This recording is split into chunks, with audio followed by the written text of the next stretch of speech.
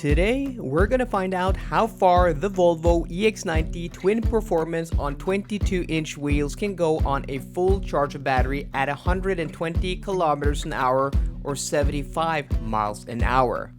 I've already done multiple range tests of the EX90, but those were done in much warmer weather in Spain. In this video, we are testing the EX90 on my normal route north of Oslo in Norway. This car has a massive 107 kilowatt hours of usable capacity, but it is also a large 3-row SUV, which will of course impact range and consumption. So without further ado, let's jump into this test. I'm back in the Volvo EX90, but not in Spain. I'm back in Norway on my normal test route. So today we're gonna find out how far this EX90 twin performance with the optional largest 22-inch wheels with massive 265 millimeter tires in front and 295 millimeter wide tires in the rear on Pirelli Scorpion summer tires, but the electric version. Yeah, this car is the least efficient version, the least efficient setup of the EX90, and let's just jump into the consumption numbers so far. After 48 kilometers, we're at 28 kilowatt hours per 100 kilometers. So not very low, but the temperatures today, not very high either. 9-10 degrees Celsius, though dry roads, and also a slight headwind of a meter per second in the northward direction. So guys, you know, before I went to Spain, which was over a month ago, a lot of people were like, why don't you just wait like a few weeks and then we're gonna have summer weather in Norway?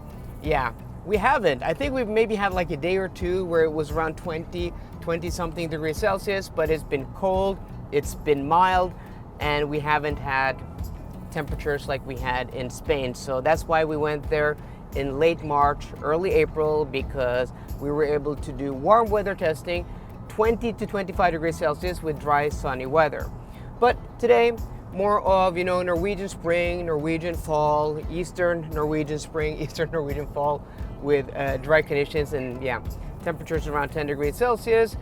That is what we're gonna find out today, the results during these conditions. But it's really nice being back in the EX90, and what's nice being back in Norway is that I'm also going to, at the end of the video, reveal the results of my noise measurement test, which we do in the range test. We've done that, you know, the past 3-4 months, and we're going to find out if this car is quieter than other competitors. But I can say right away, this is one of the quietest and most comfortable cars I've ever driven, even on these large 22-inch wheels with these, you know, Pirelli Scorpion P0 summer tires.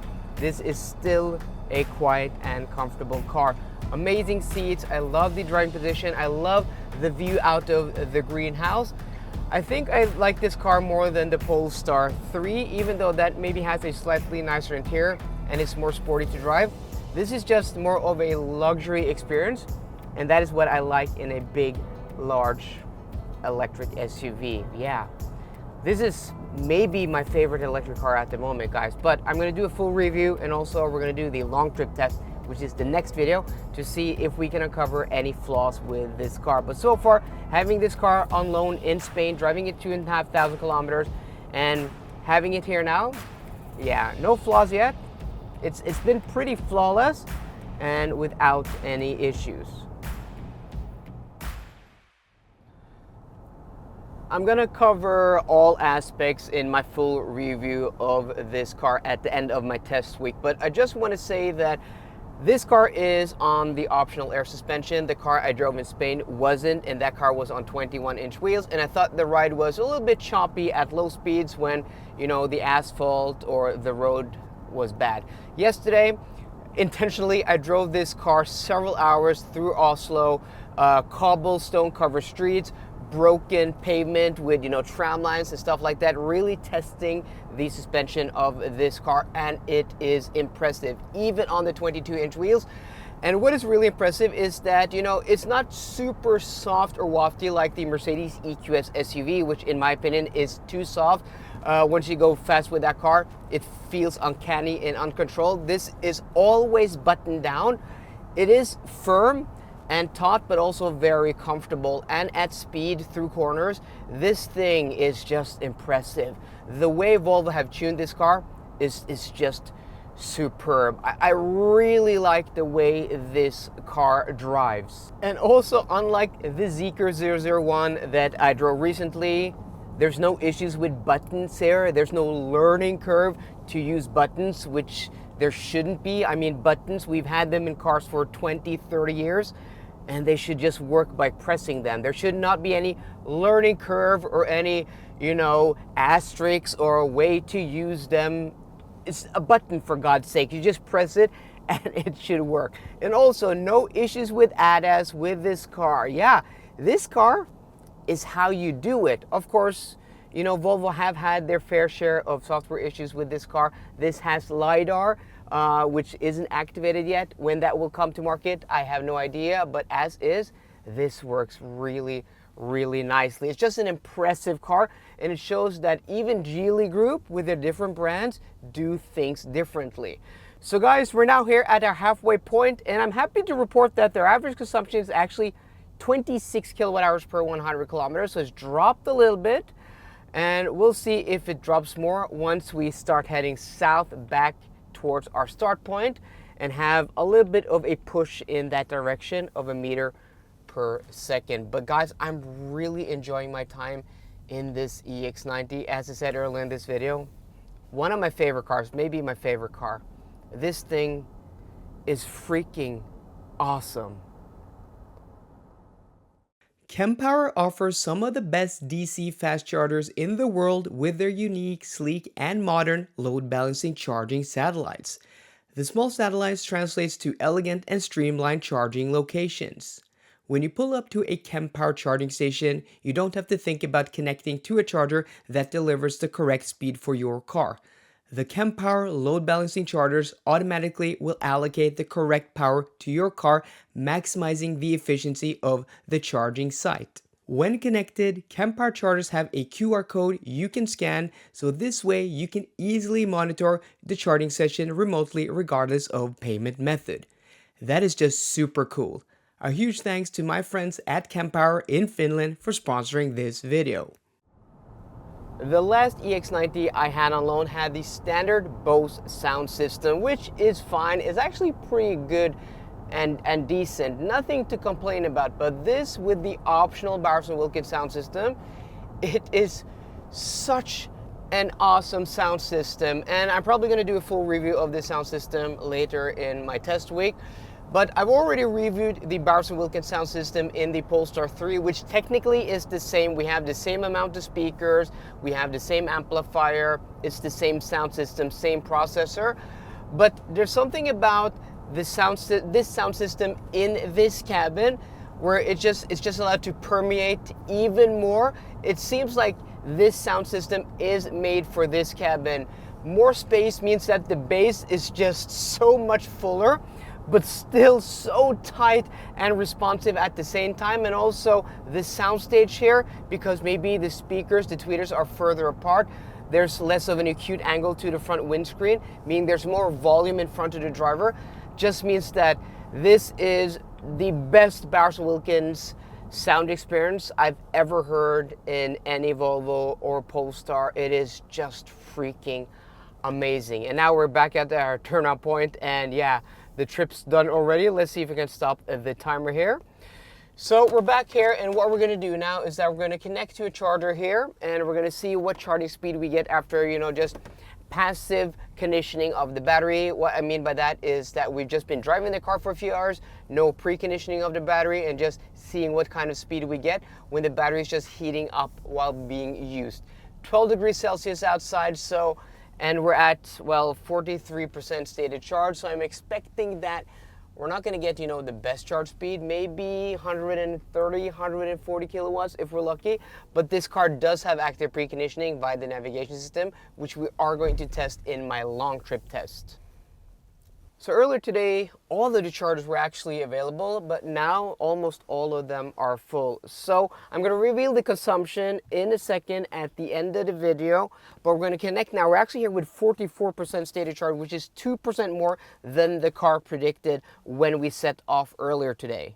Okay, so like with other SPA2 platform cars, we have the charge port here on the driver's side, and we have this dumb cover that I don't understand why it's there. With, for example, the Zeekr 001, which is built on the SEA platform, a cousin to this car, there's no cover over the DC charge port. But what I like is that this is manual, so you're not going to have problems when it is cold outside. So let's connect here, and let's do this twist here, if I can do that one-handed.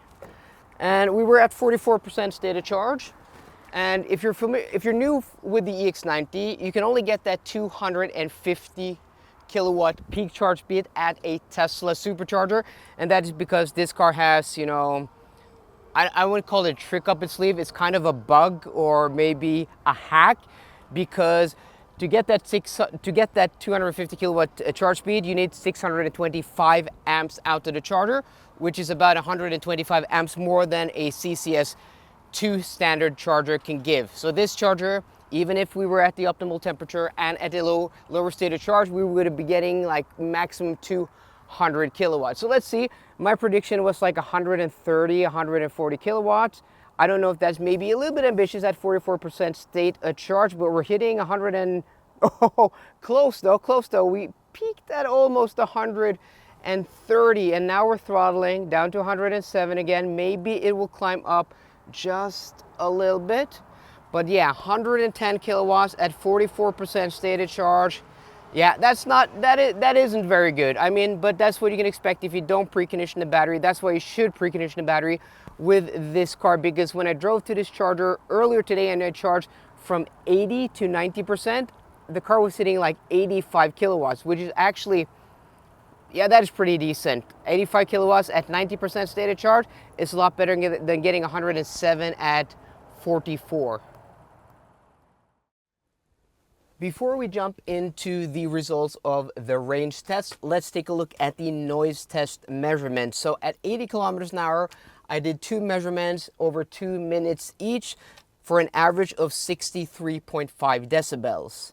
At 100 kilometers an hour, again 2 measurements, 2 minutes each, for an average of 65 decibels. And at 120 kilometers an hour, 2 measurements over 2 minutes each for an average of 66.5 decibels. So if we compare this to, for example, the Polestar 3 I tested early this year or late last year, that car was on 22-inch wheels, but on winter tires, studdless winter tires, which in my experience is the quietest compound you can run on. This car on summer rubber is gonna have more tire noise, and that's where it is apparent, the difference in noise levels. But I'm still gonna say that this is one of the quietest cars we've ever tested, and considering the numbers are this good on 22-inch wheels, I think that is actually very impressive. But there's one caveat. At 120 kilometers an hour, there's a whistle sound from somewhere in front of the car, which I didn't experience in the EX90 I had on loan in Spain, which I drove at 120 kilometers an hour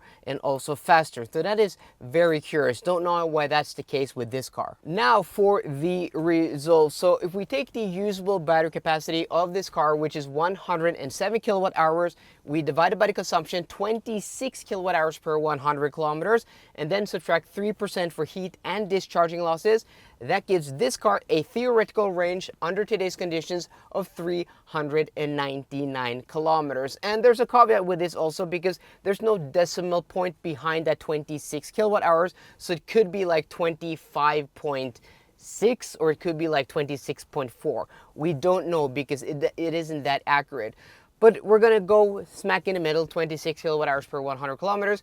And that is the same results we got out of this exact same car, but on 21-inch wheels when the temperature was like between 21 and 25 degrees Celsius in Spain. So I think that result is actually pretty good and pretty consistent, where you can expect this car at around 10 degrees Celsius to get 400 kilometers of real world range, and also at upwards of 25 degrees Celsius when you're running the AC a lot more, the same range. It was only when the temperature was a little bit colder and the winds were a little bit calmer when I tested this towards the Polestar 3 that we got lower consumption and more range. But either way, guys, I think that is pretty consistent, and considering that this is a large, luxurious 3-row, 7-seat SUV, getting 400 kilometers of real-world range, going 120 kilometers an hour or 75 miles an hour, I think that is actually pretty decent, and I think it's pretty harsh and hard to expect a lot more than that. So I'm pretty pleased with the results of this car because you're gonna get pretty decent range in the real world. So guys, let me know what you think of the results of the EX90 down below. So I hope you enjoyed today's video. If you did, please drop me a thumbs up down below. And for more car content, as always, please subscribe. See you guys later and goodbye.